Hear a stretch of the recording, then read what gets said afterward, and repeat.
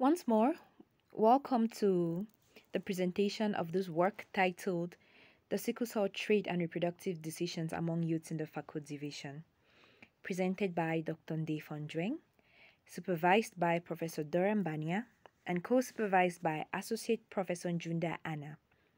This work is currently under review to be published in the Pan-African Medical Journal. We shall adopt the following outline.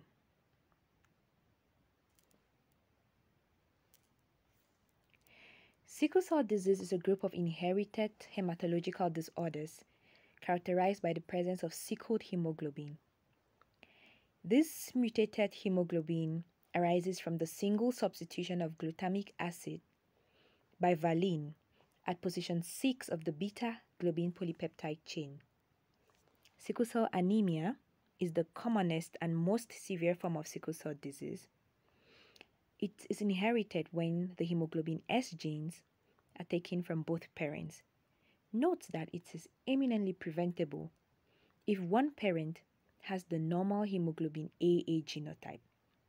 However, it is still one of the commonest genetic causes of morbidity and mortality. Globally, over 300,000 children are born with sickle cell disease yearly, and 75% of them are from sub-Saharan Africa. Unfortunately, up to 50 to 90% of these children die before the age of 5 years. How sad could this be? Again, the global prevalence of the sickle cell trait ranges from 10 to 40% according to WHO and Pitt et al. Moving to our context, ladies and gentlemen, Cameroon is the seed African country with the highest sickle cell disease birth prevalence, with over 7,000 births per year. Jamshi et al. Reported from a study in Yaoundé a sickle cell disease stroke prevalence of 6.7% with a 25% annual recurrence rate. This reflects the severity of sickle cell disease. Also, the prevalence of the sickle cell trait ranges from 18.2% to 30%. Even though sickle cell disease is preventable, ladies and gentlemen, today, especially in the low-income countries, it still reduces the quality of life and leads to loss of millions of disability-adjusted life years. Again, sickle cell disease reduces life expectancy by up to 30 years, according to Pitt et al. The burden of sickle cell disease is constantly on the rise because of low family income, limited public health funding, limited availability of disease-modifying agents like blood transfusions, penicillin, vaccination, and hydroxyurea. Actually, note that in Cameroon, hydroxyurea is used by only 5% of sicklers, according to Wonka et al. In 2014. Furthermore, there is lack of awareness of both the disease and its prevention. To a lesser extent, this sickle cell disease burden is on the rise because of superstition. Mr. President, 70 out of 100 children believed to possess witchcraft actually had sickle cell disease in a study by Nzewi et al. In Nigeria. What then is the problem? In Cameroon, up to 16% of under 5 deaths are associated with sickle cell disease and its complications. Despite this, there are few sickle cell disease specialized centers. Also, poor reproductive decisions are being made. Premarital testing and counseling on sickle cell disease is available but underutilized due to lack of awareness. More so, there is limited knowledge on sickle cell disease and its prevention. Advocacy and colleagues reported that under 1/3 of Nigerians had good knowledge on the nature of sickle cell disease. Furthermore, few studies have been done in Cameroon to assess the knowledge of sickle cell disease and trait. However, a study by Nini et al. Reported that up to 86.8% of unmarried youths in the Boya Health District did not know their hemoglobin genotype. Why then this research? Although sickle cell disease is referred to as the first molecular disease, to date, ladies and gentlemen, only hydroxyurea and L-glutamine have been approved by the FDA. Prevention remains the best way to tackle sickle cell disease, especially in our developing countries. Carrier identification, therefore, and premarital counseling for sickle cell disease prevention is advocated by the WHO. In 2004 and 2005, respectively, Bahrain and Saudi Arabia instituted carrier identification as a law.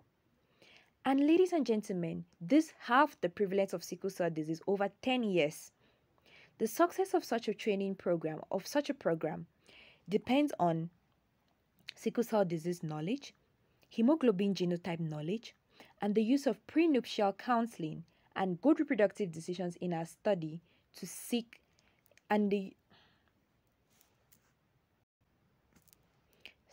success of such a program requires that the youth make good reproductive decisions, and our study seeks to provide this information.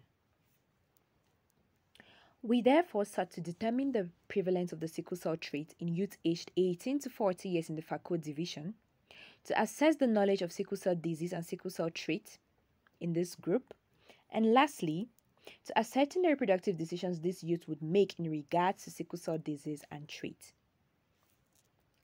To achieve our objectives, we carried out a hospital and community-based descriptive cross-sectional study over a period of 4 months from January to April 2020.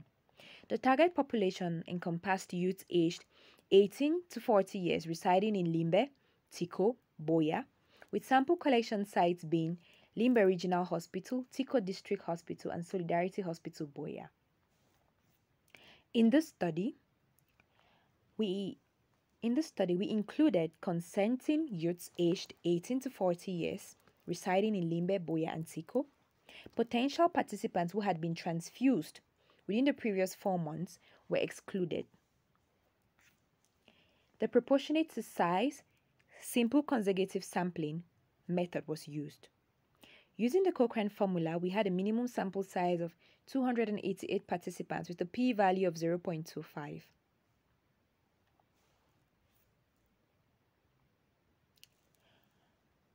After ethical and administrative approval was obtained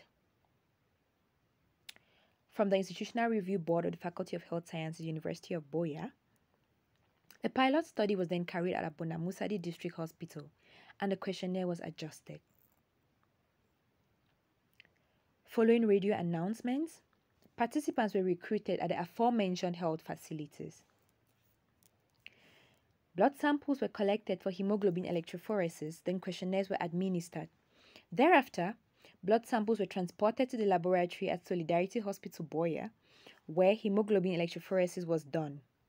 Participants were then contacted, and the results were handed at the sampling collection sites after education and counseling. Data was keyed in and analyzed using SPSS version 26. Continuous variables were summarized with means and standard deviation. Categorical variables were summarized using frequencies and proportions. For this study, we defined sickle cell traits as one abnormal allele of the hemoglobin beta gene. Carriers were defined as a person with a sickle cell trait. Sickle cell screen was defined as a test for assessing hemoglobin genotype, that is, hemoglobin electrophoresis in our case. Reproductive decisions was defined as the choice to become a parent, when, with whom, and how. This encompasses factors like abortion, assisted reproductive technology, adoption, and foster care. Premarital counseling was defined as therapy that helps couples to prepare them for marriage. And youths were defined as individuals aged 18 to 40 years. Ladies and gentlemen, what did we find? Of the 640 participants screened, 300 responded to our questionnaire. The participants had a mean age of 25.3 years, with two-thirds being females. About 87% were single, 84% had attained tertiary education, and just 1 out of 10 of the participants had health insurance. After screening, we obtained a sickle cell trait prevalence of 12.3%, and 87.7% had normal hemoglobin AA. The sickle cell trait prevalence of 12.3% obtained in the study was different from the 20 to 30% quoted for Cameroon by WHO in 2006. It's also different from the 26.4% obtained in a cross-sectional study by the European Network for Rare and Congenital Anemias. The larger sample size and encompassing all age groups used in their study could explain the difference.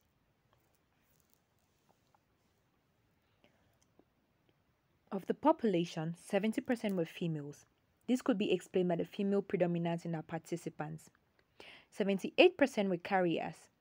78% of the carriers were uninsured. This raises the speculation that uninsured youths carrying the sickle cell trait will be less likely to afford optimal medical care if they bring forth children with sickle cell disease.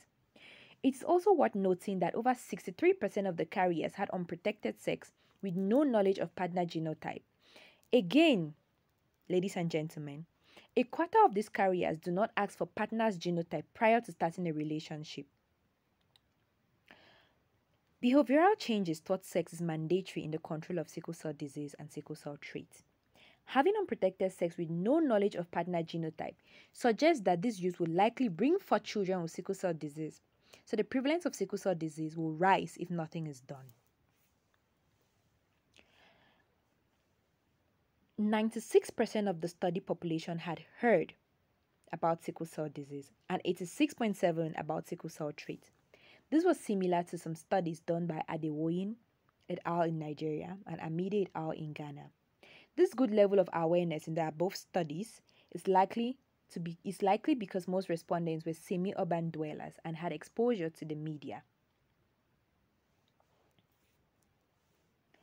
87% of our participants knew that sickle cell disease was due to a red blood cell abnormality. This was similar to studies in Nigeria. Mr. President of the jury, 4% still had the belief that sickle cell disease is due to witchcraft or evil spirits. This was in contrast with the 25% reported by Olerawaju and colleagues in Nigeria. This could be explained by the stronger cultural beliefs and superstition linked to sickle cell disease in Nigeria. 3/4 of our participants had good knowledge on sickle cell disease with a mean score of 9.5 on 12. This good knowledge could be secondary to the semi-urban